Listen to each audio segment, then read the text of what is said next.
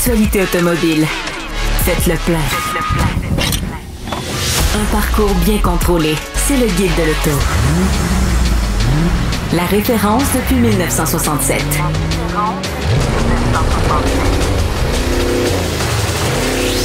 Le Guide de l'auto. Bonjour tout le monde et bienvenue au Guide de l'auto en compagnie de Louis-Philippe Dubé et moi-même Antoine Joubert. Le Guide de l'auto en cuir. Et pour ceux qui ne regardent pas à la télé en ce moment, ben c'est parce que j'ai dans les mains l'édition cuir du Guide de l'auto, édition spéciale qui a été faite à 1250 copies, je crois. Exact. Là, j'essaie de la remettre dans son socle, là, ça marche pas. Mais voilà, on va la mettre ici entre nous deux. Le temps de vous dire que le Guide de l'auto, maintenant, édition spéciale, est disponible depuis cette semaine chez certains libraires. Oui, en quantité limitée. Il y a des gens qui ont voulu le commander en ligne. Ça n'a pas fonctionné à partir d'un certain moment parce qu'on avait cessé la vente pour amener la balance chez les libraires. C'est maintenant possible de l'acheter chez un libraire si vous faites vite, évidemment. Et sinon, ben, on a remis quelques éditions sur le site, là, mais par le temps que je vous parle, ça se peut que ce soit déjà parti. On dit qu'il y avait 70-80 unités qui sont redevenues disponibles sur le site de Cube Livre. Alors, si vous souhaitez vous procurer cette édition-là, ben, allez-y très rapidement, sinon ça va s'envoler. Et sinon, évidemment, l'édition régulière du Guide de l'auto, qui a exactement le même contenu, ben ça, c'est disponible en vente libre. Beaucoup d'actualités cette semaine, Louis-Philippe, mais on va parler en deuxième partie d'émission à Sébastien Bisaillon, qui est le président de Automobile en direct. On va parler de marché de véhicules d'occasion, parce qu'évidemment, il y a beaucoup de chamboulements. Semble-t-il qu'on revient un peu plus à la normale, là. Alors, on va pouvoir en parler avec lui. Mais évidemment, on va commencer par parler de l'annonce du gouvernement Carney qui décide de reculer face aux objectifs de véhicules électriques pour 2026. Ben oui, ça a été fait à Mississauga, hein, dans le centre névralgique de l'assemblage automobile au Canada.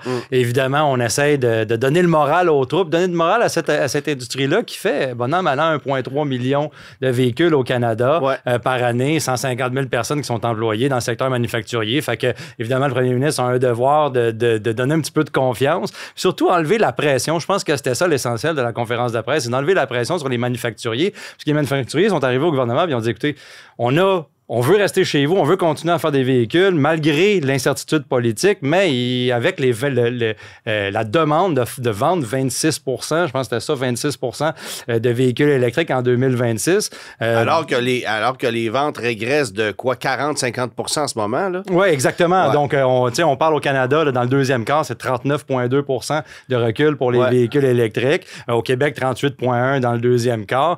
C'est énorme, là. C'est beaucoup, tu sais. Fait que c'est sûr que là, en ce moment, la statistique ne mente pas. Les chiffres sont là. Le gouvernement doit prendre une décision. Puis là, pour le moment, qu'est-ce qu'on fait? C'est qu'on repousse d'un an et on fait une espèce de table de concertation là, pour 60 jours, pour prendre une décision de où est-ce que ça va s'en aller. Puis peut-être où est-ce que ça va s'en aller avec les subventions, parce qu'on attend encore cette ça c'est mon point, parce que... Fédéral. Oui, parce qu'au fédéral, au début du mois de juin de cette année, on avait officialisé le retour prochain d'un crédit fédéral pour achat de véhicules électriques. On sait qu'en ce moment, le fédéral ne donne rien. Ouais. Le provincial, chez nous au Québec, offre 4 000 taxes incluses. Mais là, évidemment, à partir du moment où on a fait une annonce du côté du gouvernement fédéral, ben, il y a beaucoup d'acheteurs de véhicules électriques qui ont fait « Bon, ben OK, je vais attendre quelques mois le temps que ce crédit-là arrive parce qu'on ne connaît pas quel en serait le montant. Est-ce que c'est 5 000? Est-ce que c'est 2 500? On ne sait pas. » Exactement. Donc, il y a un peu... On attend. Mais là, on ne veut pas laisser 2-3 000 sur la table non plus si on est un acheteur de véhicules électriques. Ça ne veut pas dire qu'on ne le veut pas nécessairement, mais ça fait longtemps, comme tu dis, là, qu'on l'attend. Ça fait 3 mois et il n'y a rien qui se passe. Et pendant ce temps-là, les gens n'achètent pas de véhicules électriques. Alors, ça met, évidemment, avec raison, les concessionnaires en beau fusil. Ouais. Et puis... Est-ce qu'on va finalement vraiment l'offrir? Parce que là, c'est à contre-courant avec ce que le gouvernement vient d'annoncer. Oui, exactement. Et puis... J'ai dit 26 % tantôt, c'était 20 % le quota là, pour 2026. 20 20 exactement. Puis ça monte après. Là. Ça place en plus Mobilité électrique Canada, qui est financé par le gouvernement fédéral, dans une drôle de position, parce qu'eux se battent évidemment pour l'avancement de tout ça. Mais à un moment donné, il faut se rendre à l'évidence. Les ventes sont en régression sérieuse et à l'échelle mondiale. Parce qu'il faut regarder le marché automobile mondial et non pas uniquement se regarder le nombril en disant chez nous au Québec ou chez nous au Canada. Il faut comprendre comment tout ça, ça se passe. Puis, je trouve ça fascinant parce que, je ne sais pas si tu es d'accord avec moi, mais ce que je constate depuis à peu près 1 an, c'est que les constructeurs font... Bon, là, on a laissé les gouvernements décider de ce qu'on allait vendre. Mm-hmm. Ils ont pris une multitude de décisions qui ne tenaient pas la route, pour ne pas faire de mauvais jeu de mots, et tout le monde s'est retrouvé dans la semoule. Et au final, ça n'a pas été payant pour personne, même pour le gouvernement, parce qu'ils ont sorti des sommes colossales en subventions pour vendre uniquement des véhicules électriques, mais au détriment de certains autres véhicules qui rapportaient des taxes, bon, etc. Les concessionnaires, ça les a pas aidés. Il y a de la gestion d'inventaire qui a été super complexe. Et puis là, on change d'idée, on enlève un crédit, on ramène un crédit. Ouais. C'est ingérable pour des concessionnaires et pour des constructeurs automobiles. Donc là, tu as des constructeurs qui font, bon, vous voulez jouer cette game-là, nous autres, on joue plus. On va anticiper, on va jouer notre game 2 pions d'avance. On va développer des technologies qui vont être adaptables en fonction d'un changement de gouvernement rapide. Parce que développer une voiture, ça prend 4, 5, 6 ans des fois. Alors, si c'est un changement de gouvernement aux 4 ans, puis qu'en plus, à l'intérieur d'un même gouvernement, dans un seul mandat, on change d'idée 3 fois, comment est-ce que tu veux qu'un constructeur s'ajuste? D'autant plus que ce ne sont pas tous les mêmes paliers de gouvernement qui sont au diapason. Ah non, exactement. Il n'y a pas de normes. C'est pas normalisé à travers le pays, non. Tout ça. Là. Le Québec n'a pas les mêmes normes que le Canada. L'Alberta ne suit pas. Les États-Unis ne font pas la même chose. Entre le Vermont, la Georgie et la Californie. L'Alberta, il y a un monde de différence. Exactement. Fait que c'est très difficile et j'ai très, très hâte de voir quelle sera l'annonce prochaine du Crédit fédéral parce que j'ai pas le feeling que ça va être très avantageux. Et comment le Québec aussi va réagir à ça avec ses propres cibles, là, parce que là, le gouvernement du Québec doit aussi raligner un peu avec ça. Puis je pense qu'on est en discussion pour ça parce que justement, les constructeurs disent c'est bien beau dans le Canada, mais là, il faut... Dans l'esprit de s'aligner entre provinces, il faut avoir une ligne directrice dans tout ça. Le gouvernement du Québec discute de beaucoup de choses en ce moment. Là. Mais il y a un remaniement, d'ailleurs, assez intense. Ça va pas bien. Mais cela étant dit, effectivement, on va voir comment tout ça va s'aligner. La chose qu'on constate, par exemple, et que les gens réalisent peut-être pas, c'est que tous ces crédits-là pour véhicules électriques, là, ça a permis de mousser artificiellement les ventes de véhicules. Mais savez-vous quoi? Acheter un Equinox électrique aujourd'hui, là, au moment où je vous parle, même si on a 4 000 $ de crédit provincial plutôt que 12 000 total comme c'était le cas à l'automne 2024, mais le véhicule coûte à peu près le même prix. Parce que là, on le propose à 0 ou 1 % de taux de financement. Il y a des rabais chez Chevrolet qui viennent s'appliquer, des rabais fidélité, tout ce que tu voudras. On va vous donner des pneus d'hiver avec. Bon, c'est pas la même réalité qu'à l'automne 2024 où on en vendait 100 par semaine. Puis le taux de financement était à côté au plafond. Il n'y avait pas un sou de rabais. Alors, mettez tout ça un dans l'autre. Le véhicule ne coûte pas plus cher que quand il y avait 12 000 de crédit. Et mon petit doigt me dit que si le fédéral ramène un 2 500 ou un 5 000 de rabais, bien, tout ce qui va arriver, c'est que Chevrolet, par exemple, bien, arrêterait d'offrir des rabais ou montrerait le taux de financement légèrement pour qu'au final, le véhicule coûte la même affaire. Fait que, on l'a vu, là, on a vu c'était quoi la preuve. Il y a des constructeurs automobiles qui ont mis de l'argent dans leur poche au lieu de débourser. En ce moment, c'est un marché plus difficile, mais évidemment, plus le temps avance, plus la recherche et développement d'un véhicule électrique est amorti. Et donc, on est capable de vendre les véhicules à prix peut-être un peu plus raisonnable. Bon, c'est très généralisé là, comme commentaire, mais moi, je n'ai pas l'impression que le retour d'un crédit fédéral favoriserait la vente tant que ça, parce que, tu sais, le prix... Au début, je pense que oui, parce que les gens qui attendent, là, qu'on a parlé tantôt, qui ont entendu quelques mois de ça, ça va être ça, puis après ça, là, ça va se revenir, d'après moi. On va voir les vrais chiffres. Ouais, enfin bref. Là, on va parler d'un véhicule électrique qui ne sera pas admissible au crédit. C'est la Polestar 5 Oui. qui a été présenté en périphérie du Salon de la mobilité de Munich. Donc, le véhicule n'était pas au salon. C'est important de mentionner qu'il y a beaucoup de véhicules qui ont été dévoilés à Munich la semaine dernière, mais peu d'entre eux étaient au salon directement. C'est un phénomène qu'on voit de plus en plus. Assez particulier, oui, exactement. On appelle ça en marge, mais les constructeurs ne veulent pas payer les gros prix de ces salons-là. Donc, on voit de plus en plus ça. Quand les journalistes ou les gens de nouvelles comme chez nous, on est prêt à aller chercher les nouvelles de ce salon-là, ben les constructeurs en profitent pour lancer des petites nouvelles à côté. En fait, ce que moi j'ai pu réaliser, parce que j'étais sur place à l'événement, la Polestar 5, elle était dévoilée en périphérie. Où les gens étaient appelés à aller la découvrir, à mettre des véhicules Polestar à l'essai sur un boulevard en plein Munich. Et essentiellement, c'est une grosse campagne publicitaire ciblée sur Polestar qu'on avait décidé de faire, plutôt que d'aller se mélanger un paquet d'autres mondes dans un événement automobile. Véhicule qui est quand même assez audacieux. Oui, écoute, c'est un concept qui traînait, entre guillemets, chez Polestar depuis un bout de temps, preset, exactement. Et chez Polestar, il faut les sortir, ces véhicules-là, parce qu'il faut étoffer le catalogue. Puis c'est ça qu'on avait à ce moment-là de développer. C'est un véhicule qui développe jusqu'à 872 chevaux. Là. On parle de chevaux avec des véhicules électriques, qu'est-ce que ça veut dire? Mais j'aime ça, le format de ce véhicule-là. Ouais. C'est bien parce que, justement, on est allé dans les véhicules plus utilitaires chez Polestar. Puis là, on dévoile quelque chose qui a quand même un style, qui va faire appel un peu à la passion, là, puis peut-être donner un petit peu d'âme à la marque si on ne focus pas juste sur les Polestar 3 et Polestar 4, qui sont de très bons véhicules, là, mais c'est le fun de voir le Polestar 5. On varie un peu. C'est une berline de haute performance. On va aller jouer avec un haillon. Là. Avec un haillon et sans lunettes arrière. Oui, inspiré un peu de la Polestar 4. J'ai très hâte de voir comment on va s'adapter à tout ça, parce que on rigole un peu en disant, on a coupé en éliminant le prix d'une vitre, puis d'un dégivreur de lunettes arrière, puis d'un essuie-glace arrière, c'est correct, mais de façon naturelle, est-ce que tu veux pas avoir ça, une vitre en arrière? Là, on en parlait pour la 4, on pensait que ça serait un cas isolé. Non, là, visiblement, on va uniformiser ça de cette façon-là chez Polestar. Je trouve ça audacieux. Tu t'es assis sur la banquette arrière de la Polestar 4, c'est quelque chose, c'est différent. Là. Tu regardes en arrière, il y a un mur, c'est pas seulement pour le conducteur. Non, exactement. C'est spécial. BMW iX3 aussi, qui a été présenté à Munich, mais aussi en périphérie. Ouais. J'étais sur place pour le dévoilement du véhicule. Les gens n'ont peut-être pas idée à quel point ce produit-là représente un tournant d'importance pour BMW. Ouais. Et ils travaillent sur ce produit-là depuis 4 ans. J'ai partagé beaucoup de photos sur mes réseaux sociaux. Ça semble pas faire l'unanimité côté design. Moi, j'avoue que je le trouve particulièrement sympathique. Moi, je le trouve bien. C'est pas aussi... c'est pas un 4x4 comme le X3. C'est-à-dire que on est à mi-chemin entre une voiture et un VUS. La garde au sol est plus basse.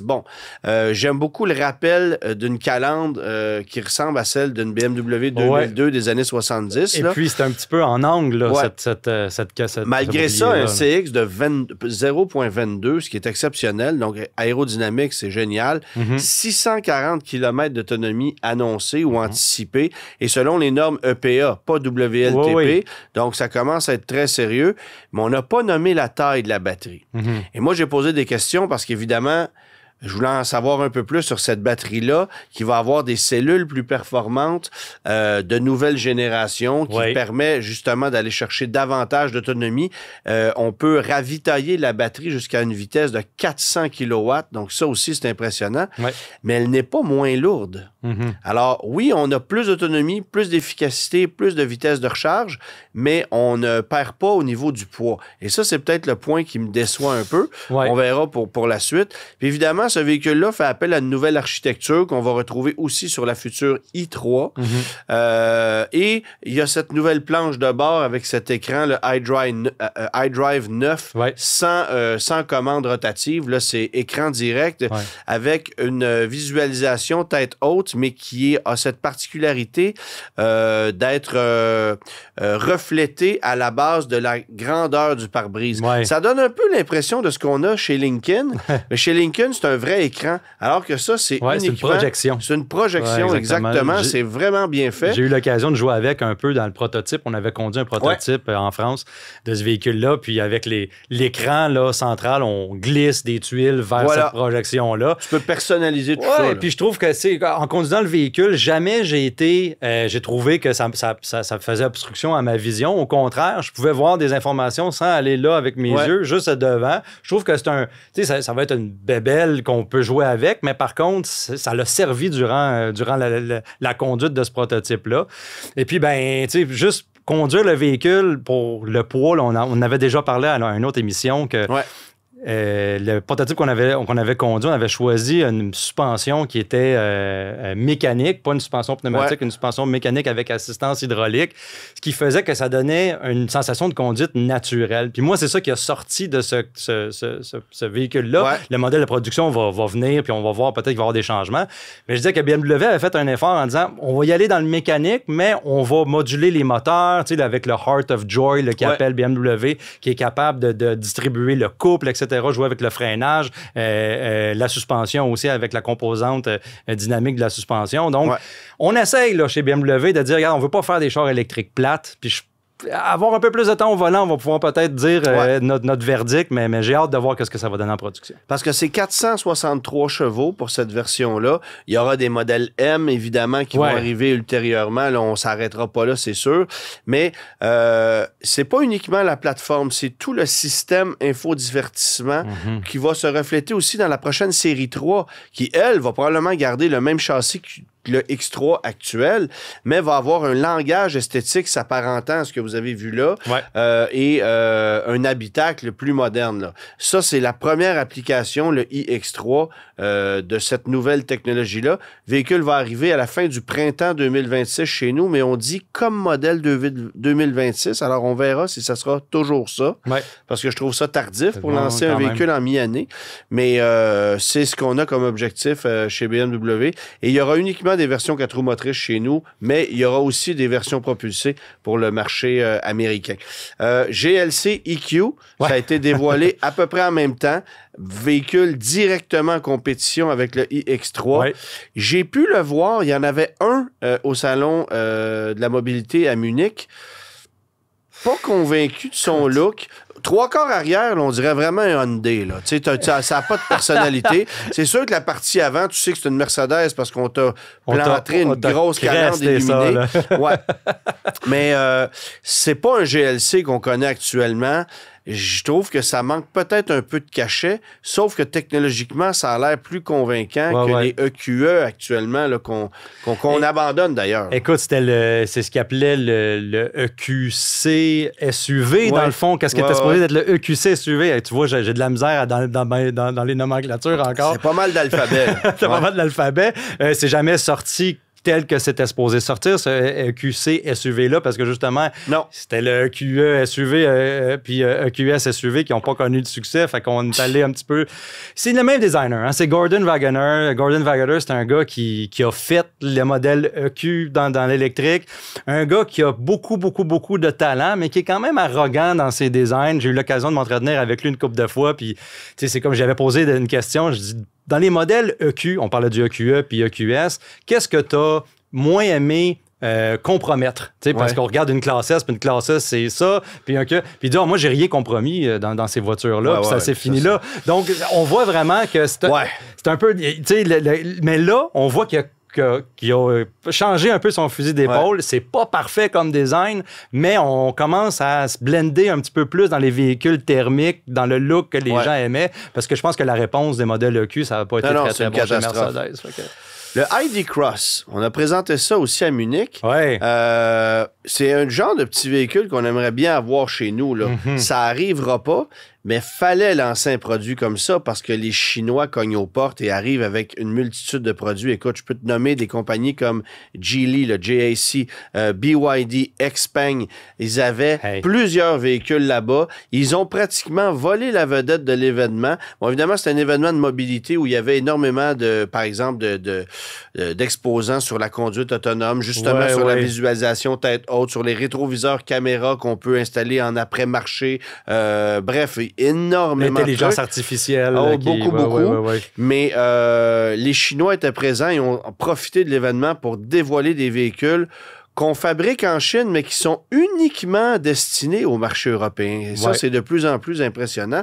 Mais le ID Cross était là peut-être pour sauver la face. Peut-on dire ça comme ça? De réponse, il y a peut-être quelque chose de bon. En ce moment, au Canada, on est en train de parler de ça, les véhicules chinois. Est-ce qu'on amène, est-ce qu'on n'amène pas? Est-ce qu'on légifère? Puis c'est chaud. Là. On va avoir une réponse à ces questions-là dans pas trop long.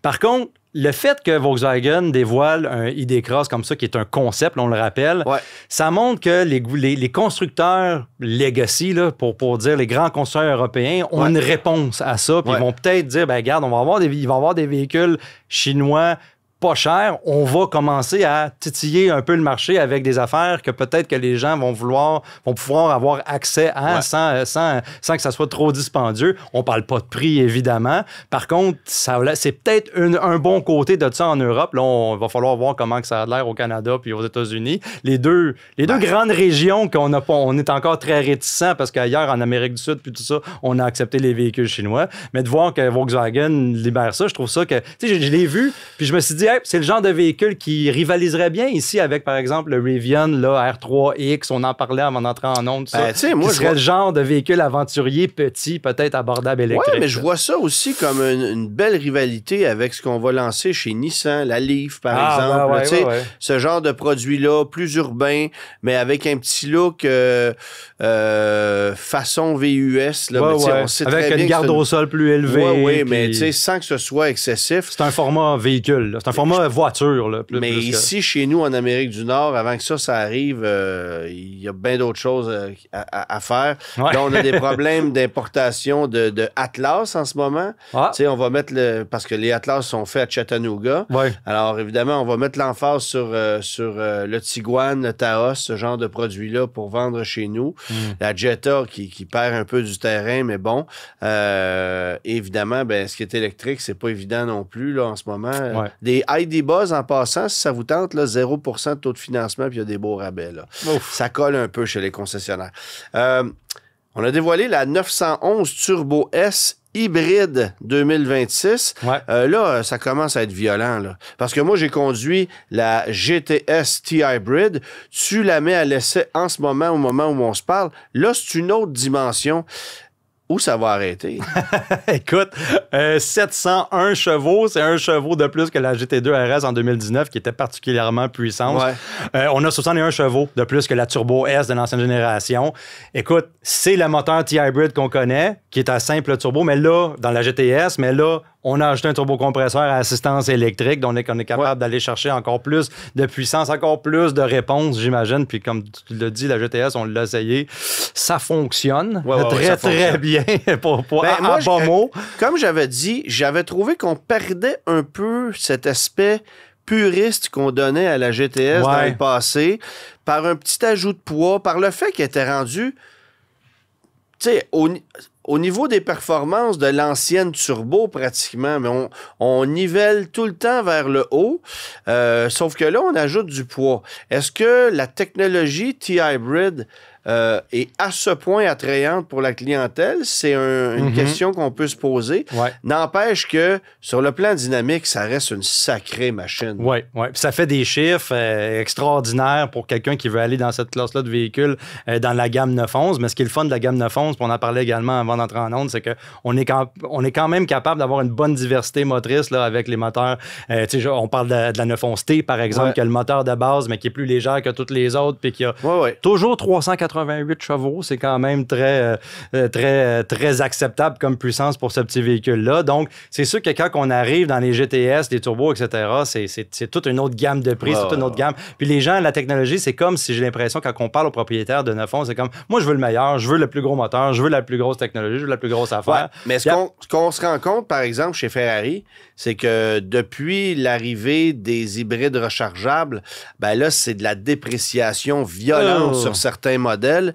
Et il faut être très prudent chez Porsche pour justement pas tomber là-dedans, même si en quelque part, il y a de la légifération, puis on n'a pas le droit, on n'a pas le choix de plier un peu à ça. Fait que c'est quand même délicat. Là. 289 300 pour le modèle coupé et 304 500 pour le modèle cabriolet. Ça veut dire minimum 350 avec les options, là, ça, plus les taxes de luxe, etc., etc. Ouais. Rapidement, on va parler de la Sentra. Bon, on a vu des images sortir.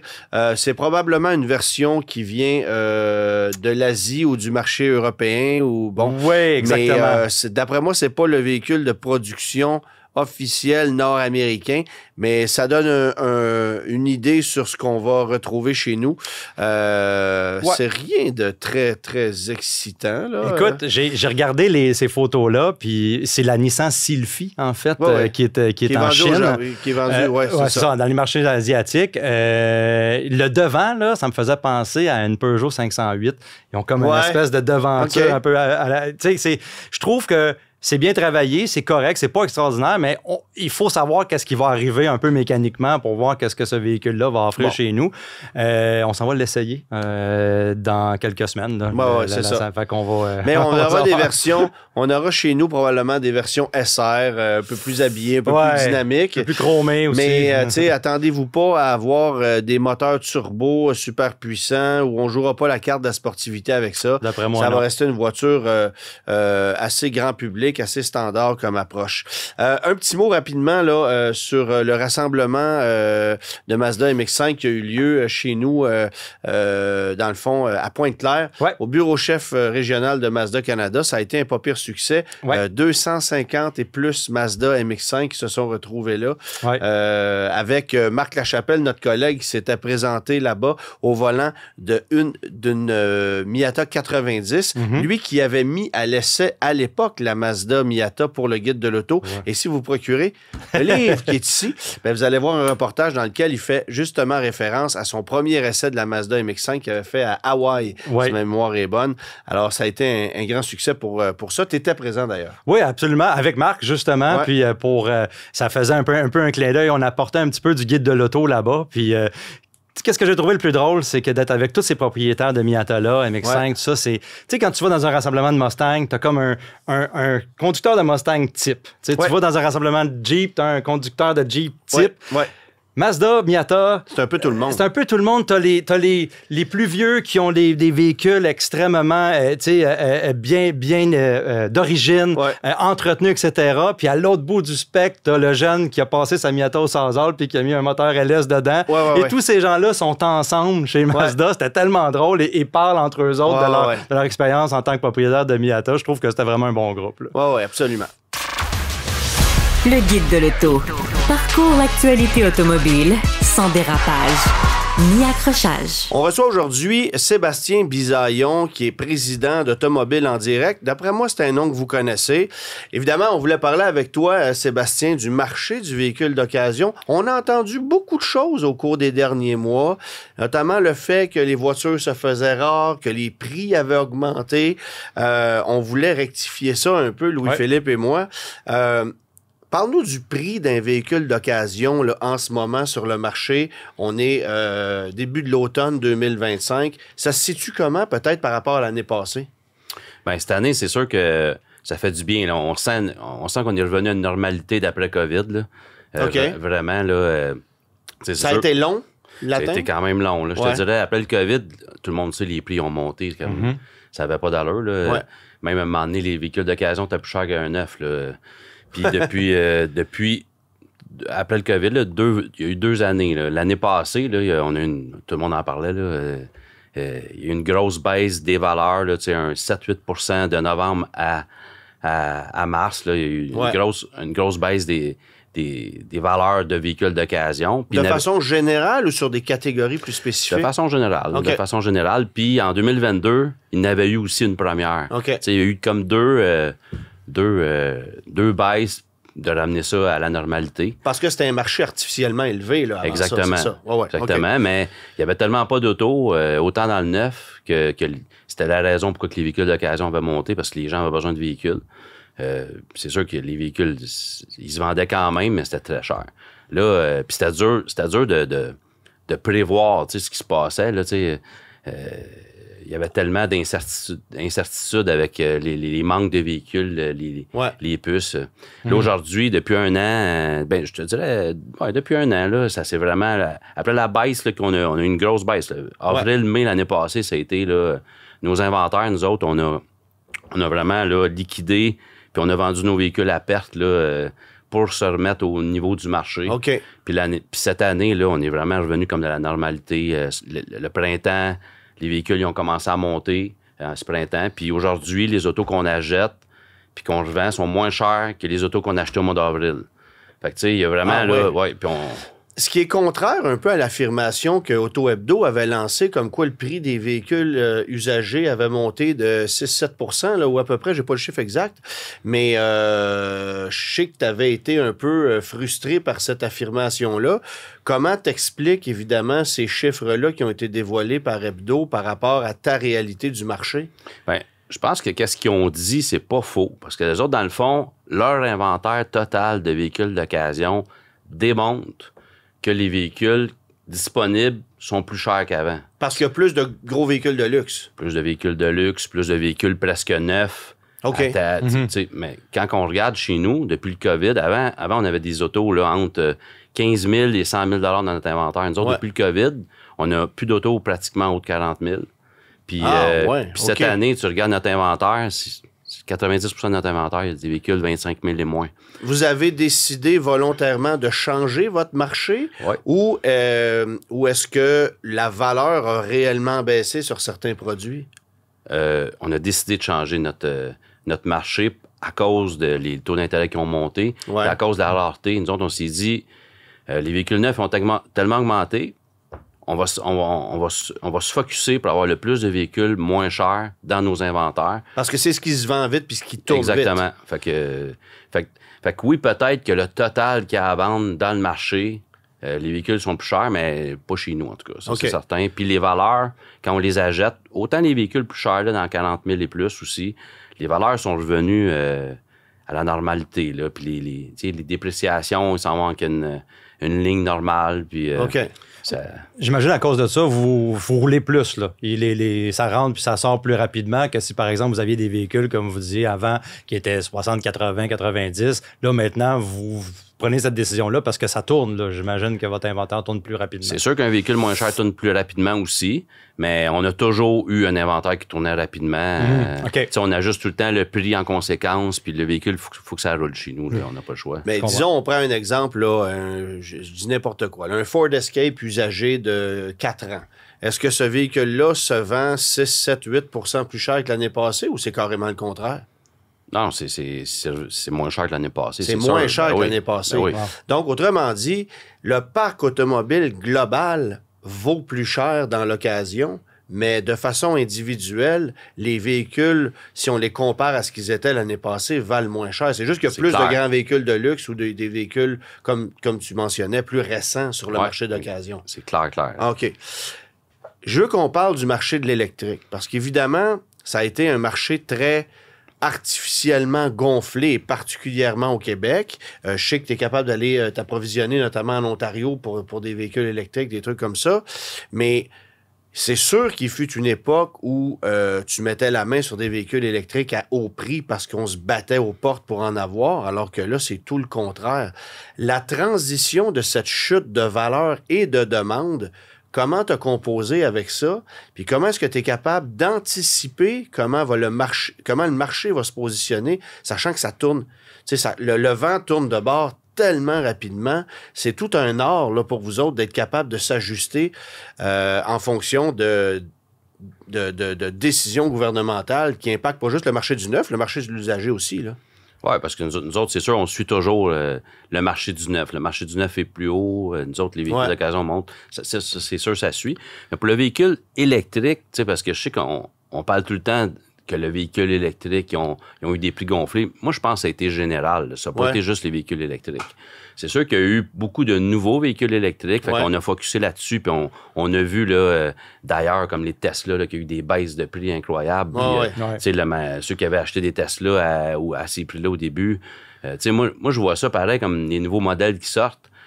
Souvent, là, les gens ils veulent avoir en premier les nouveaux modèles. les manufacturiers se permettent des ventes plus chères. Ouais.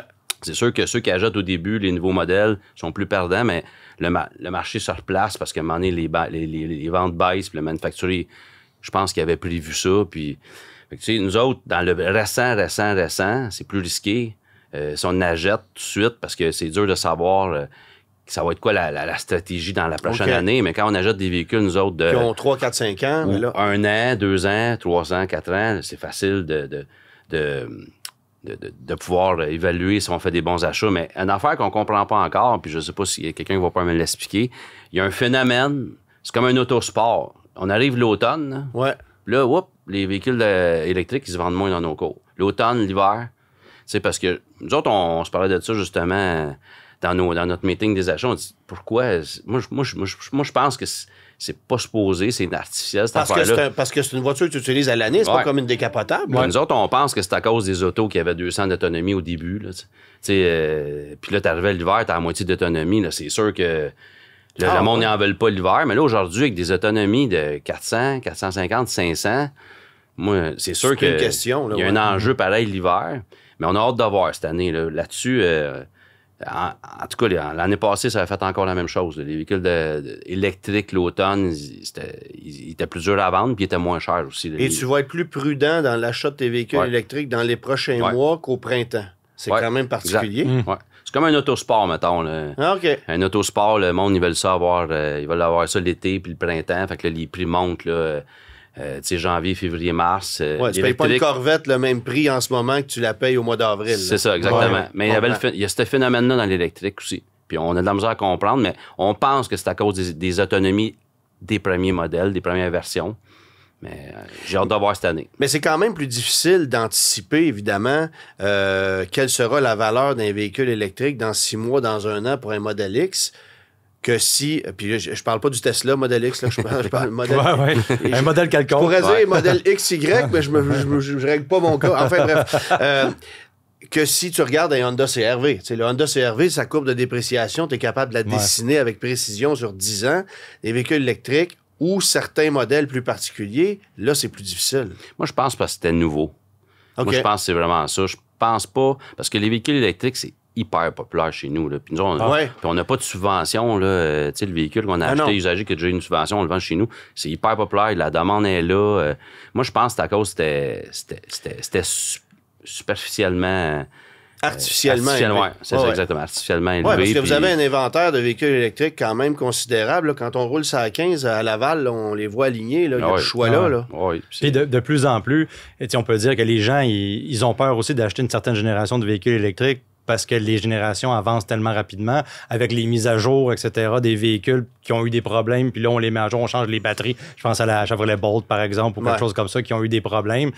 Là, j'imagine que ça se stabilise un petit peu. Les gens comprennent un petit peu plus c'est quoi. Comme tu dis, tu es capable de déceler certaines tendances, puis les gens, ils arrivent chez vous, ils connaissent un petit peu plus ça qu'avant. Là. J'imagine ils savent un peu qu'est-ce qu'ils veulent, puis lequel véhicule. Surtout les acheteurs électriques. Surtout les acheteurs. C'est ça que je voulais voir. Je voulais dire. Parce que vraiment, les autres sont vraiment informés. C'est pas de nouveauté pour eux. On dirait qu'ils arrivent, puis ils ont spoté une unité dans l'inventaire, puis c'est celle-là qu'ils veulent. Puis, c'est vraiment intéressant. Ouais. Le marché de la camionnette pleine grandeur en est un d'importance. Vous faites beaucoup d'exportations vers les États-Unis notamment, puis c'est en grande partie ça pourquoi les camions se vendent en si grand nombre au Canada, c'est qu'il y a un nombre artificiellement élevé de camionnettes qui se vendent parce que le même client va acheter 2 véhicules dans une même année. Il y a des véhicules qui se retrouvent chez vous sur le parc de véhicules d'occasion et il y en a d'autres qui s'en vont à l'exportation. Comment est-ce que vous prenez votre décision de dire, lui, je l'exporte, lui, je le garde pour le vendre ici? Puis comment est-ce que le marché de l'exportation a été modifié au cours de la dernière année, disons? Bien, nous autres, ça va toujours avec le prix. T'sais. C'est sûr, quand un véhicule est bon à exporter aux États-Unis, la valeur est très élevée, beaucoup trop chère au Canada. Fait que c'est plus difficile à vendre. Quand ça vaut plus cher aux États-Unis, c'est assez clair qu'il faut le vendre là-bas parce qu'ici, le prix qu'on demanderait au prix qu'on paye, parce que le prix qu'on paye, nous autres, c'est toujours selon la valeur que ça vaut au Canada ou aux États-Unis. Fait que t'as pas le choix. Oui, c'est ça. C'est un marché qui est à l'encan, par exemple, les prix sont faits en conséquence d'une possibilité d'exportation et d'une profitabilité là. Mais est-ce qu'on parle aussi, par exemple, de variantes Platinum, tout ça, King Ranch, etc.? Ça serait des véhicules qui seraient plus prisés aux États-Unis. Ça, c'est sûr. C'est vraiment ceux-là, on les... Des modèles. Quand tu les vois, tu te dis ça va être possiblement exporté. Il y en a que ça vaut la même... Tu sais, il y en a des modèles, ça vaut la même valeur au Canada qu'aux États-Unis. Nous autres, on aime ça d'en avoir disponible pour les clients du Canada. On les garde, ceux-là ici, c'est plus simple, moins long, parce que quand on va aux États-Unis, c'est plus long avant de les vendre. Il faut les exporter. Puis c'est le fun d'avoir du pick-up de disponible, ça c'est certain. Puis c'est sûr aussi, cette année, il y a eu les véhicules qui, à cause de Trump, les fameux tarifs, là, avec ce qui se passe, là, la majorité des véhicules sont faits beaucoup aux États-Unis. Comme toute notre flotte qu'on avait cet hiver quand Trump a sorti ça, c'était 12 de notre flotte qui était faite au Canada et au Mexique.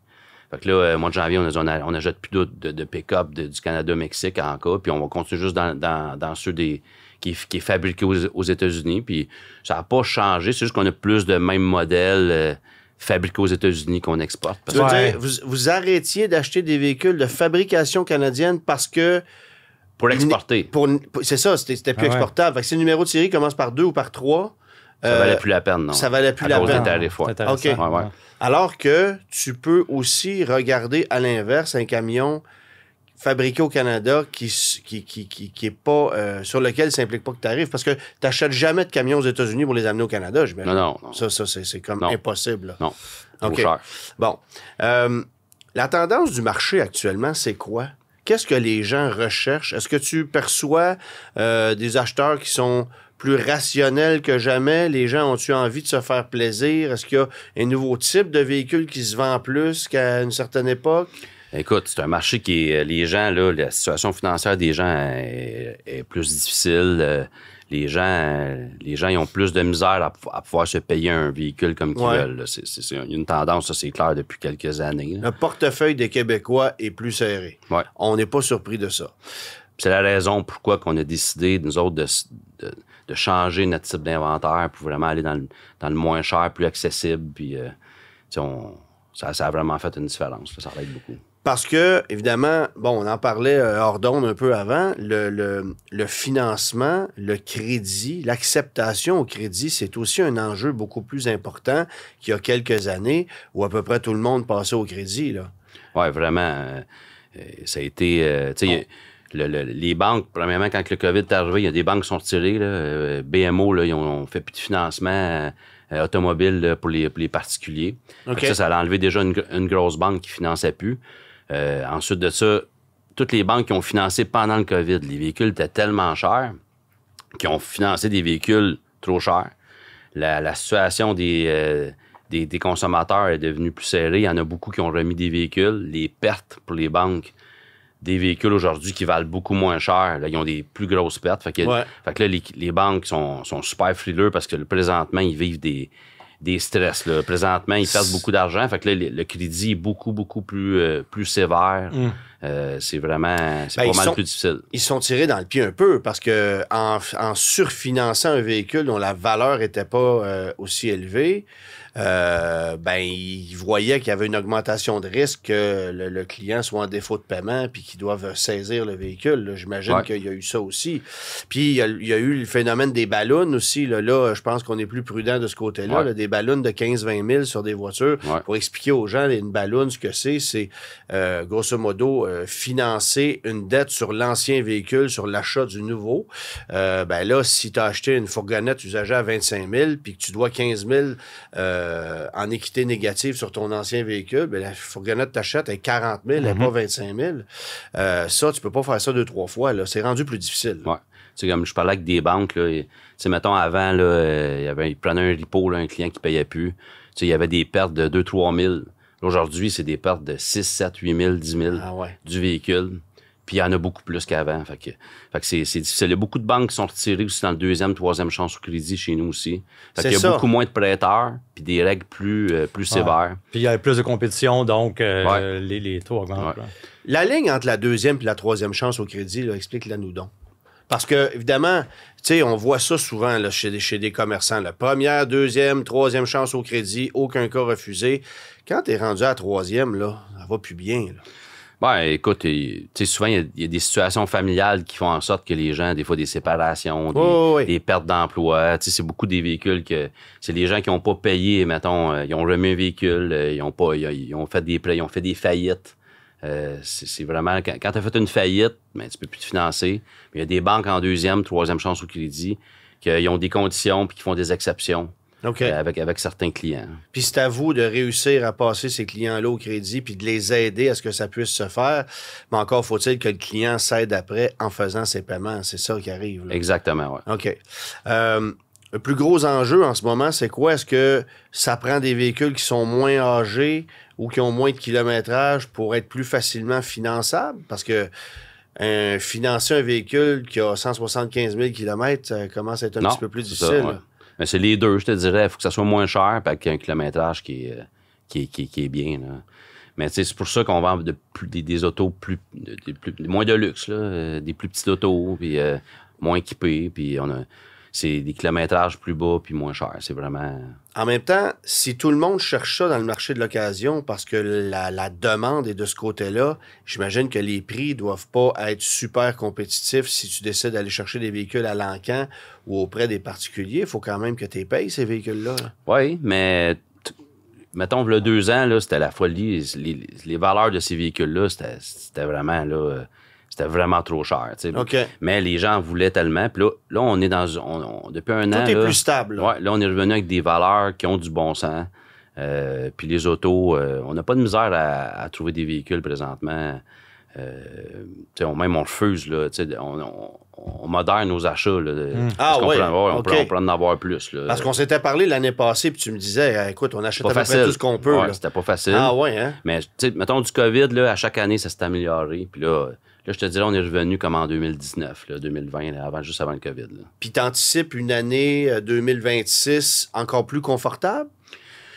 Je pense que oui, mais c'est sûr, là, on ne sait pas ce qui se passe. Là. Qu'est-ce qu'ils vont faire les manufacturiers, les tarifs avec Trump? Là, il y a des manufacturiers, ça a l'air qu'ils retiennent plein de véhicules, qu'ils les envoient pas au Canada. Ça va-tu faire monter certains modèles dans le véhicule d'occasion, puis il y en aurait plus des du tout Highlander, dans le neuf. des Corolla, par exemple, qui sont faits aux États-Unis, des produits Nissan. Là, on a vu des modèles qui ont été retirés, mis en pause là, dans les importations canadiennes. Kia Telluride, il y a énormément de modèles comme ça. Ouais. Pour l'instant, pour nous, là, ça va. On est dans une année qui revenait à la normalité. On ne sent pas d'effet de Trump présentement. Il y a une incertitude qu'on sent plus. Ouais. Mais dans nos valeurs de véhicules, puis dans nos inventaires, être capable d'avoir des véhicules, ça va très bien. Là, évidemment, Automobile en direct prend de l'expansion en ce moment. Là, j'ai vu que vous étiez sur le point d'ouvrir à Québec. Ouais. C'est un nouveau marché pour vous. Et tu as déjà flirté avec le marché du neuf, mais tu es revenu à tes premiers amours. Tu te concentres uniquement maintenant sur l'occasion. Vous en êtes rendu où? Vous avez combien de succursales au total? Là, on a 5 succursales. On a ouvert à Gatineau l'année passée, qui va très bien. Puis là, on s'enligne là, pour ouverture de Québec là, fin novembre, début décembre. Puis nous autres, on veut vraiment se concentrer dans le véhicule d'occasion. On veut vraiment... Accessible. Oui, accessible. Puis être capable d'offrir, là, puis de tout le temps pouvoir bouger comme qu'on veut. Puis pas de manufacturier qui nous dit quoi faire. Oui, c'est ça. C'est beau de ce côté-là. Est-ce que tu penses que en ayant des mainmises un peu partout au Québec, ça te permettrait de pouvoir jouer avec un inventaire? C'est-à-dire, un type de produit qui se vend mieux dans un marché qu'un autre, ben là, ça te permet de promener ton inventaire puis d'écouler plus facilement et plus rapidement ton inventaire? Ben, nous autres, c'est ça qui est rendu l'avantage d'avoir plusieurs succursales. Okay. Notre inventaire tourne au lot. Un véhicule qui rentre, c'est 35-40 jours, il est sorti. Mais ce qui arrive souvent, c'est qu'on les transfère entre les succursales. Le client, il va sur le site Internet. Mettons, il est à Gatineau, mais il voit un véhicule dans une autre succursale, mais il est transféré. Okay. Puis les véhicules ont ces échanges. Fait que ça, le lot d'inventaire, il est partageable dans toutes les villes. Fait que là, on va avoir plus d'inventaire avec Québec. Fait que ça va encore plus nous aider, encore plus d'autos à 25 000 et moins qu'on va avoir encore plus en inventaire. Là. Fait que c'est sûr que quand tu regardes le prix des voitures neuves augmenter, puis que tu constates que le budget des familles québécoises est de plus en plus serré, ben, tu focuses sur ce genre de marché-là où il y a quand même des sous à faire parce que vous allez quand même vendre des produits connexes, là, parce que c'est pas juste la vente de la voiture, c'est les produits de financement, les garanties prolongées, ce genre de produits-là qui viennent avec. Là. Exact. Fait que c'est intéressant pour ça, mais en même temps, c'est un défi un petit peu plus grand que de réussir à faire passer les gens au crédit. Fait qu'il y a un travail à faire de ce côté-là. Ben on y arrive, tu sais, puis les gens au crédit, la meilleure façon de le faire, c'est de faire une demande chez nous, d'envoyer leur bureau de crédit, on fait les analyses, puis on les guide, puis on les conseille. Là.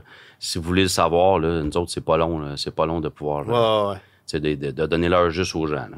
As-tu hâte de voir un marché se stabiliser encore plus dans la mesure où, justement, ça va être un marché plus naturel? Parce que là, évidemment, on ne sait pas trop ce qui va se passer, mais en admettant... Si on anticipe le fait qu'il n'y en a plus de tarifs puis que tout se passe comme ça devrait être normalement, as-tu l'impression que ça pourrait changer un peu?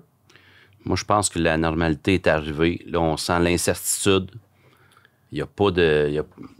je pense que, écoute, ça va être dur à dire ce qui va se passer dans les prochains mois, mais moi, je pense qu'on va continuer. Ouais. À moins qu'il arrive une guerre incroyable, là, mais à suivre. Là, je pense. Pas besoin de ça. Non. Moi, la seule chose que je te dirais, si tu as des véhicules d'occasion à acheter, évite les autobus Lyon. De ce temps-là, ça a l'air que c'est pas une bonne idée. Merci beaucoup, Sébastien, d'avoir pris le temps de venir nous voir aujourd'hui. Ben, merci à vous autres de m'avoir invité. Ça fait plaisir. Plaisir, salut. Merci, salut. Le guide de l'auto.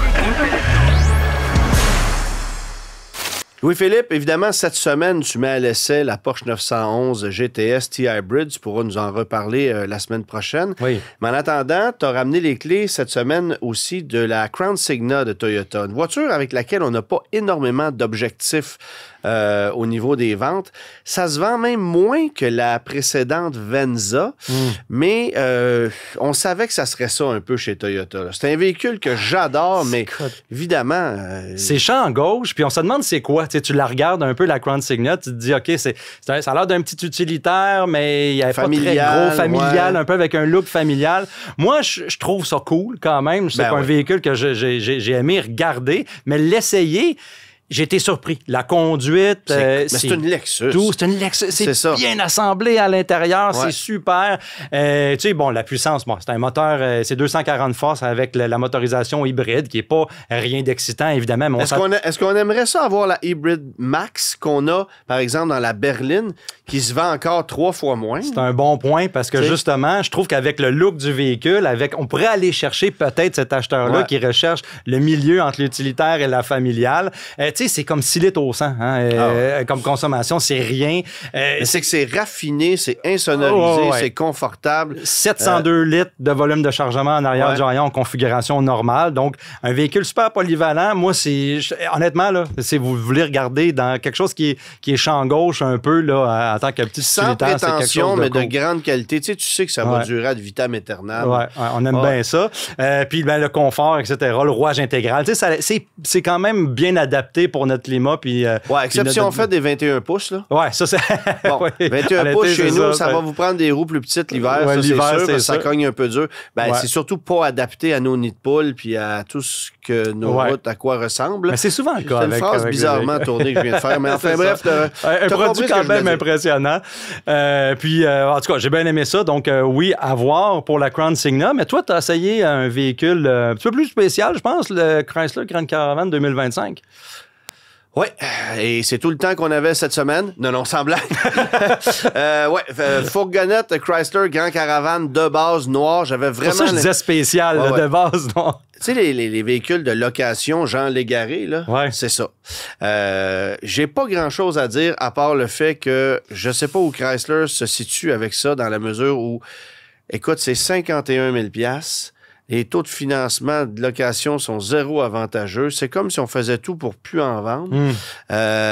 Mais c'est encore là. Puis on continue d'en fabriquer en espérant qu'on arrive avec une solution très prochainement. Mais à moins d'avoir 15 000 $, de rabais, là, je vois pas pourquoi tu achèterais ça en 2025 ou en 2026. Avec tout ce qui s'offre. Là. Par rapport, par exemple, à une Carnival que tu peux avoir, même avec la technologie hybride, à prix équivalent d'une grande caravane de base. Là. Ouais. Donc, ça n'a pas de sens. Si vous voulez avoir un peu plus de détails, je vous invite à aller sur le site web du Guide de l'auto.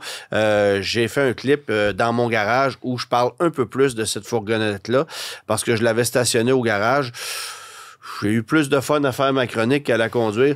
Sans blague, ça va bien, là, mais on n'est juste plus là. Ouais. Je veux juste souligner qu'on fête cette année les 10 ans de cette fourgonnette-là qui n'a pas changé d'un iota. Là. À part l'écran dans la planche de bord qui a été optimisé un peu, c'est exactement le même véhicule que ce qu'on avait lancé en cours d'année 2016.